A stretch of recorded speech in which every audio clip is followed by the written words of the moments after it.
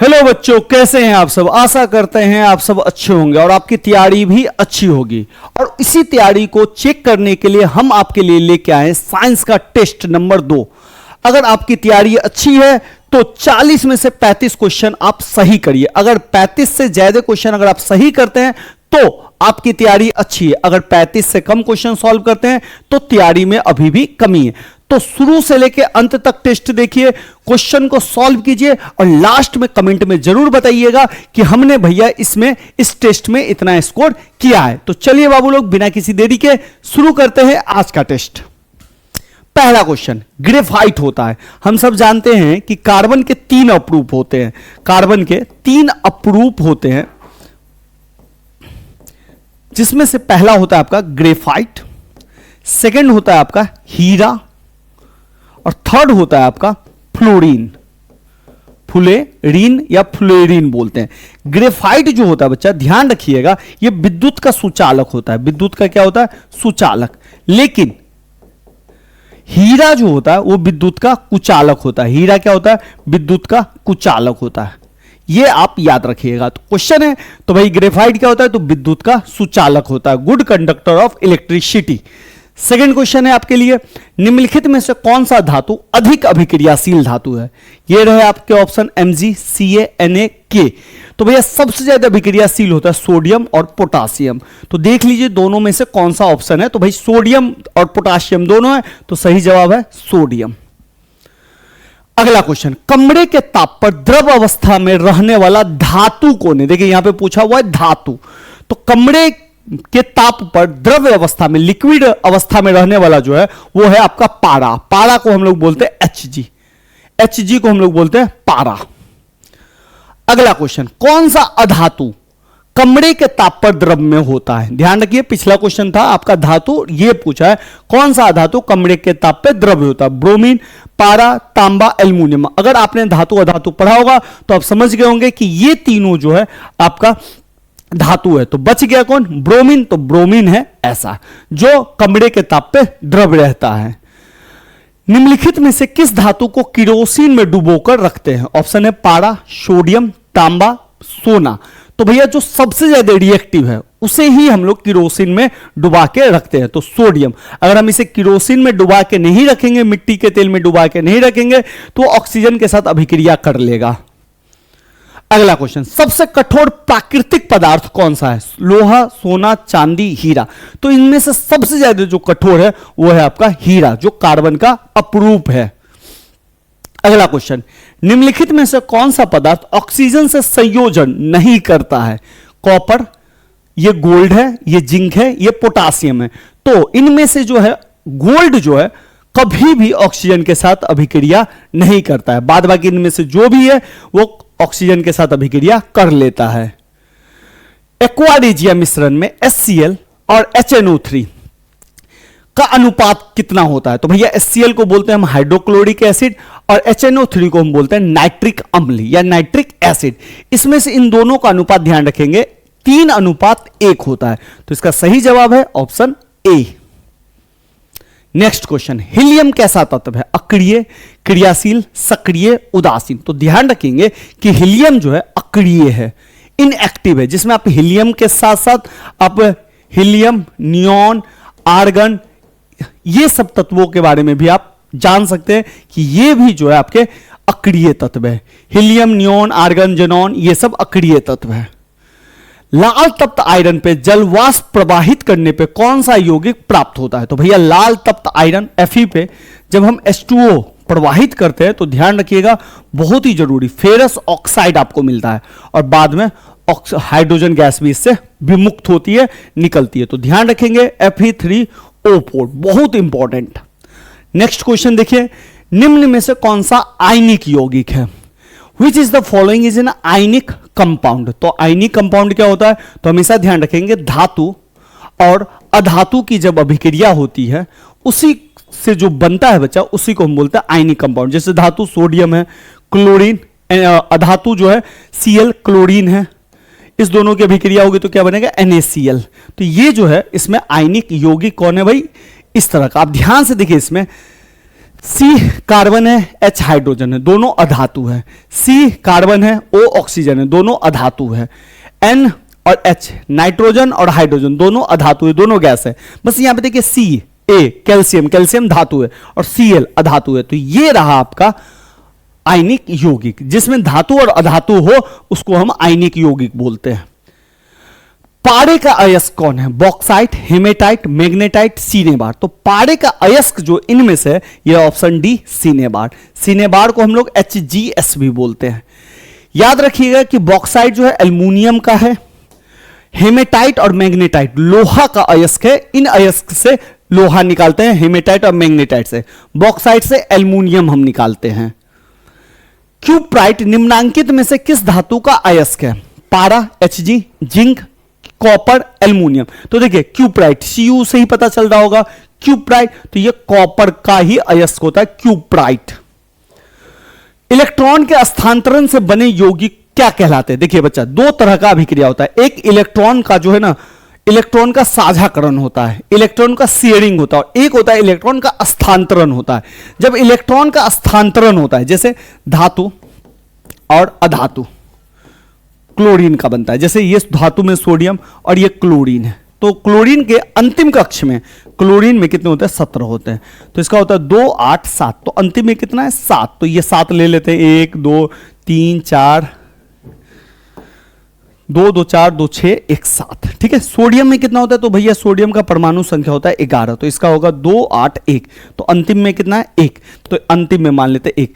तो ये क्या होगा? ये जो एक इलेक्ट्रॉन है इसको दे देगा, तो यानी कि ये जो इलेक्ट्रॉन है यहां पे आ जाएगा, और इससे क्या बन जाएगा आपका? NaCl। तो ये क्या हुआ है बच्चा? ध्यान से देखिए, एक इलेक्ट्रॉन का ट्रांसफर डायरेक्ट हो गया है, स्थानांतरण हो गया। तो ऐसे यौगिक को हम विद्युत संयोजी, इलेक्ट्रोवैलेंट या आयनिक यौगिक कहते हैं। क्या बोलते हैं? आयनिक यौगिक। तो इसका सही जवाब है ऑप्शन बी।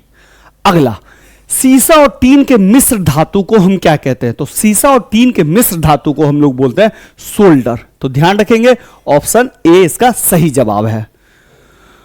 सोडियम की परमाणु संख्या क्या है? तो अभी मैंने आपको बताया कि सोडियम के परमाणु संख्या आपका 11।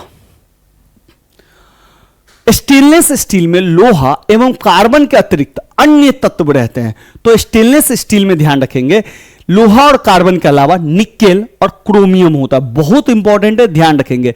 लोहा, कार्बन, निकल और क्रोमियम से स्टेनलेस स्टील बनता है। लोहा को जिंक से लेपित करने की क्रिया को क्या कहते हैं? ऑप्शन है संक्षारण, गैल्वनीकरण, पानी चढ़ाना, विद्युत अपघटन। तो इसको कहते हैं, लोहा पे जब हम जिंक चढ़ाते हैं, स्पेशल जिंक, इसको बोलते हैं गैल्वनीकरण। निम्न में से किस हाइड्रोकार्बन में 3 आबंध होते हैं? और ये रहे आपके ऑप्शन। तो चलिए मैं थोड़ा सा आपको बता ही देता हूं। देखिए हाइड्रोकार्बन जो होते हैं, हाइड्रोकार्बन जिसमें हाइड्रोजन और कार्बन होता है उसको बोलते हैं हाइड्रोकार्बन। ये 2 तरह के होते हैं, एक होते हैं संतृप्त और एक होते हैं आपके असंतृप्त। संतृप्त हाइड्रोकार्बन में होता है एल्केन, और असंतृप्त हाइड्रोकार्बन में होता है आपका एल्कीन और एल्काइन। एल्केन का जो फॉर्मूला होता है वो CnH2n+2 होता है, और इसमें जो बंधन होता है सिर्फ हर जगह एकल बंधन होता है। कितना बंधन होता है? एकल बंधन। एल्कीन का जो फॉर्मूला होता है वो होता है CnH2n, और एल्कीन में एक जगह डबल बॉन्ड होता है, बाद बाकी हर जगह सिंगल बॉन्ड होता है, तो इसको बोल देंगे डबल बॉन्ड। और एल्काइन का फॉर्मूला होता है CnH2n-2। एल्काइन में ध्यान रखेंगे एक जगह ट्रिपल बॉन्ड होगा, बाद बाकी हर जगह सिंगल बॉन्ड होगा। तो आपसे क्या पूछा है? किस हाइड्रोकार्बन में 3 आबंध होंगे? तो भैया एल्काइन वाला में। तो एल्काइन कहां है? जिसमें CnH2n में से 2 माइनस हो, हाइड्रोजन दुगुना में से 2 माइनस कर देना है। तो भैया सिंपल ये बनेगा, ये देखिए 3 C3H 2 गुने 3 -2, तो ये हो गया C3। यही 3 यहां पे 2 से गुना करना है और ये 2 माइनस करना है, तो 6 और 6 में से 2 गया तो 4। तो ये होगा जिसमें आपके ट्रिपल बॉन्ड होंगे, 3 आबंध होंगे। चलिए नेक्स्ट क्वेश्चन है, फुलरीन अपरूप है। तो अभी मैंने शुरुआत में ही बताया था आपके कि कार्बन के 3 अपरूप होते हैं, हीरा, ग्रेफाइट और फुलरीन। तो फुलरीन किसके अप्रूव है भाई? कार्बन का। और ये भी ध्यान रखेंगे कि फ्लोरीन जो है फुटबॉल सॉकर टाइप का स्ट्रक्चर होता है। कार्बन की परमाणु संख्या क्या है? बहुत ही आसान क्वेश्चन। तो कार्बन की परमाणु संख्या 6। असंतृप्त हाइड्रोकार्बन जिनमें कार्बन कार्बन परमाणु के बीच त्रिआबंध होते हैं क्या कहलाता है? अब भी मैंने आपको बताया था। तो भैया जिसमें त्रिआबंध होता है, तो त्रिआबंध कौन होता है? अल्काइन। और इसका सूत्र क्या होता है? CnH2n-2। एल्केन का क्या होता है भैया सूत्र? CnH2n+2। एल्कीन का क्या होता है भैया? CnH2n। बस हो गया। अगला एरोमेटिक हाइड्रोकार्बन कौन है? तो भैया इसमें से एरोमेटिक जो है आपका C6H6 है, जिसको हम लोग बेंजीन भी कहते हैं। बेंजीन इसका जो स्ट्रक्चर है ये भी याद रखेंगे। 6C बना दीजिए ऐसे करके। ये थोड़ा सा गड़बड़ हो गया, इसको ठीक से बनाइए। C C C C C C 6 हर जगह 1 और 2 डालिए। 1 2 1 2 बस। अगर 2 से स्टार्ट करिएगा तो 2 1 2, तो 1 2 1 2 करके डालिए। और हर में क्या करिए? हाइड्रोजन जोड़ दीजिए। हर में, हर कार्बन में हाइड्रोजन जोड़ दीजिए। तो इसी स्ट्रक्चर को हम बोलते हैं 6 कार्बन और हाइड्रोजन, 6 को बेंजीन और एरोमेटिक। कौन सा हाइड्रोकार्बन सबसे सरल यौगिक है? तो सबसे सरल जो होता है एल्केन होता है। और एल्केन में जो फर्स्ट वाला होता है वो सबसे सरल होता है, वो होता है मीथेन। तो सही जवाब ऑप्शन ए।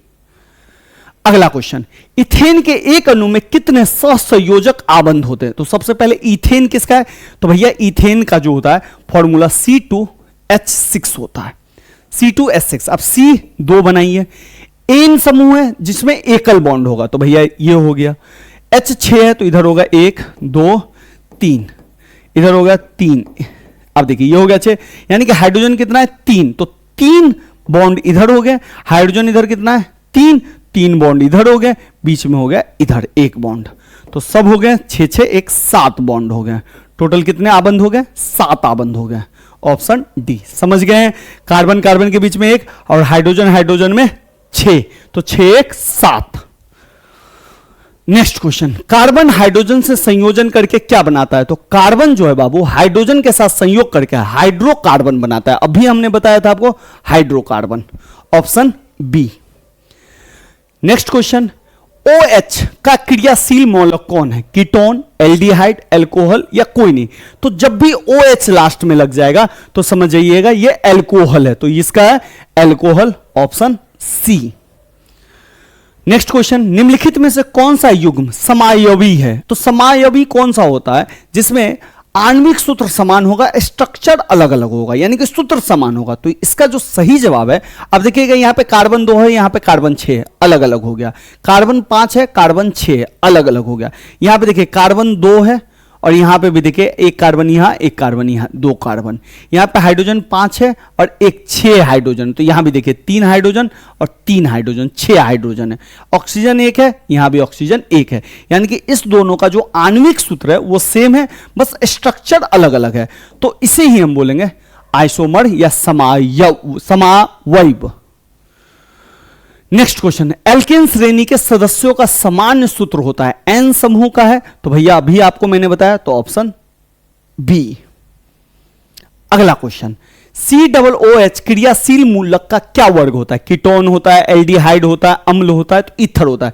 तो भैया ध्यान रखिएगा COOH जिसमें लग गया वो अम्लीय समूह हो गया। क्या हो गया? अम्लीय समूह। तो ये हो गया अम्ल। जैसे इसका फॉर्मूला COOH, इसको मेथेनोइक अम्ल बोला जाता है या फॉर्मिक अम्ल बोला जाता है, ये ध्यान रखेंगे। अगला चलिए, मेथेनोइक अम्ल का सामान्य नाम क्या है? तो अभी हमने देखा मेथेनोइक अम्ल का सामान्य नाम है फॉर्मिक अम्ल। ब्यूटेन के कितने समायोवी संभव है? यानी कि एक स्ट्रक्चर से हम कितना, एक आणविक सूत्र से हम कितना फॉर्मूला बना सकते हैं? तो इसके 2 है, C4H10। कैसे हम बना सकते हैं? तो एक तो हम नॉर्मल स्ट्रक्चर इसका बना सकते हैं इस तरीके से, 4 कार्बन और इस तरह से 10 हाइड्रोजन हम डाल सकते हैं, और इसको हम बोलेंगे नॉर्मल ब्यूटेन। क्या बोलेंगे इसको? Normal butane. और एक हम बना सकते हैं कुछ इस तरीके से, C1 2 3 और एक कार्बन यहां जोड़ देंगे। अब इस सब कार्बन में 3 हाइड्रोजन जोड़ देंगे, 10 हाइड्रोजन हो जाएगा। 3 3 6 7, 8, 9, 10। इसको बोलते हैं हम नॉर्मल ब्यूटेन, इसको बोलते हैं हम आइसोब्यूटेन। आइसोब्यूटेन। तो इसके कितने समायव हैं? तो भैया 2 समायव हैं, एक नॉर्मल और एक आइसो। नेक्स्ट, निम्न में से कौन सा असंतृप्त हाइड्रोकार्बन है? तो असंतृप्त में ध्यान रखेंगे एल्कीन भी होता है और एल्काइन भी होता है। तो भैया यहां पे देखा जाए तो ये मीथेन है, ये एल्केन है। C2H6 ये भी आपका एथेन है, तो बच गया भाई C2H4। ध्यान रखेंगे ये जो है आपका C2H4 जो है इसको हम बोलेंगे एथीन बोलेंगे। क्या बोलेंगे? एथीन। और ये ना जब भी डबल बॉन्ड बनेगा तो ही होगा। तो इसको हम कैसे बनाएंगे? तो भैया 2 कारा हाइड्रोजन इधर 1, 2 इधर 3, इधर 4। ध्यान रखेंगे हाइड्रोजन के लिए 1 बॉन्ड चाहिए, लेकिन कार्बन को 4 बॉन्ड चाहिए। तो देखिए इस कार्बन के पास बॉन्ड कितना है? 1, 2, 3, 4। इस कार्बन के पास कितने बॉन्ड है? 1, 2, 3, 4। तो ये हो गया डबल बॉन्ड है तो असंतृप्त। डबल हो या ट्रिपल हो, असंतृप्त होगा। एथाइन के कार्बन कार्बन के बीच संयोजक बंध होते हैं, एथाइन पूछ रहा है। तो एथाइन कौन होता है भैया? तो ये होता है C2H2, एथाइन का फॉर्मूला। ठीक है, एथाइन क्या होता है? CN एल्काइन समूह में होता है, CnH2n-2 होता है एल्काइन समूह का फॉर्मूला। तो 2 डाल दीजिए तो ये हो जाएगा C 2 × 2 - 2, यानी कि ये हो जाएगा C2H 4 और 4 में से 2 गया तो C2H2। तो इसका अगर हम बनाएंगे तो CC, तो बीच में 3 बॉन्ड और 1 हाइड्रोजन इसके साथ, 1 हाइड्रोजन इसके साथ। तो ये कितने बॉन्ड है? 3 बॉन्ड है। तो कार्बन कार्बन में एथाइन में कितने बॉन्ड होते हैं? 3 बॉन्ड। सही जवाब ऑप्शन C। ऑक्सीजन गैस के एक अणु के 2 परमाणुओं के बीच कितने आबंध होते हैं? तो डबल बॉन्ड होते हैं। ये आप याद रखेंगे कैसे बनता है? तो भैया ऑक्सीजन के होते हैं 8। तो इसका अगर हम लिखें तो इसको हम लिख सकते हैं 2 और 6। ठीक है बच्चा। अब 2 और 6 है तो भैया ऑक्सीजन लास्ट में कितना है भाई? 6 है। तो 6 है तो हमको भैया 1, 2, 3, 4, 5, 6 लिख दिए। इसमें भी लिख देते हैं 6, 2, 4, 2, 6। अब देखिए ऑक्सीजन को कितना चाहिए? 8। तो ये 6 है, ये इससे 2 ले लेगा इस तरह से, और ये इससे ले लेगा। तो देखिए डबल पेयर हुआ तो इसी को हम लिखते हैं ऐसे। ठीक है, तो ऑक्सीजन में कितने बॉन्ड बनते हैं? तो भाई 2। हाइड्रोजन में कितने बनते हैं? तो भैया सिंगल। नाइट्रोजन में कितने बनेंगे? तो 3 बनेंगे। ये भी आप ध्यान रखेंगे। अगला क्वेश्चन, पेंटेन के कितने संरचना समायोगी है? जिस तरह से ब्यूटेन के 2 थे, पेंटेन के जो है C5H12 जिसको हम पेंटेन बोलते हैं, इसके 3 है। एक है आपका नॉर्मल 1, 2, 3, 4, 5 और सब में हाइड्रोजन लगा दीजिए।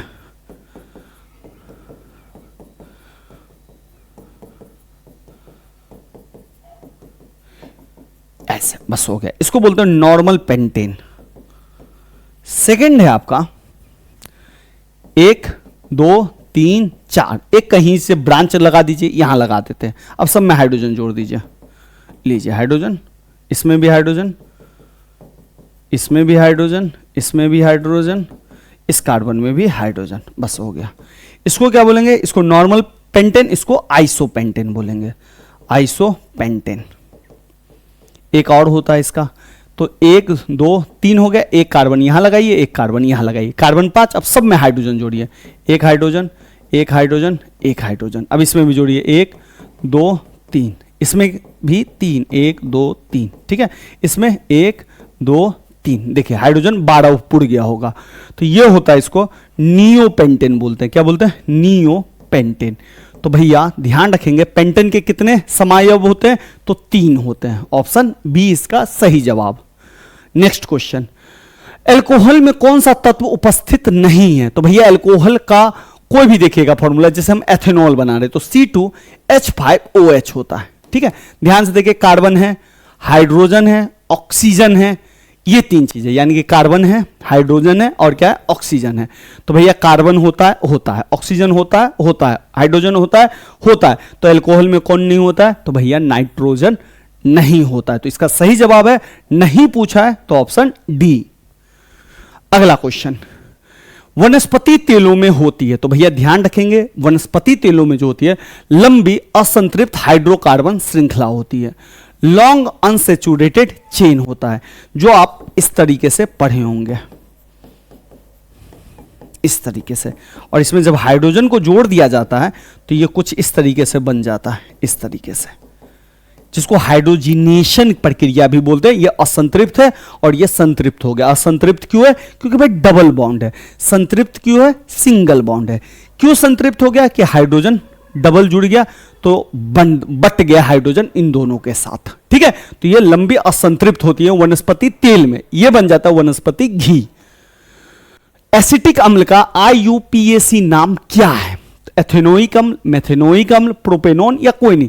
तो एसिटिक अम्ल को हम एथेनोइक अम्ल भी कहते हैं, इसे भी आप लोग याद रखेंगे। अगला क्वेश्चन, निम्नलिखित में से कौन शराब के रूप में उपयोग आता है? ऑप्शन है एथेनॉल, मेथेनॉल, सिरका, मेथेनोइक अम्ल।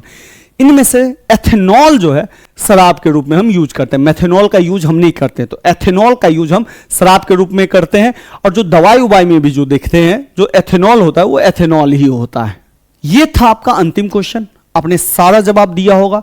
तो लास्ट में कमेंट में जरूर बताएं कि आपने 40 में से कितने क्वेश्चन का जवाब दिया है।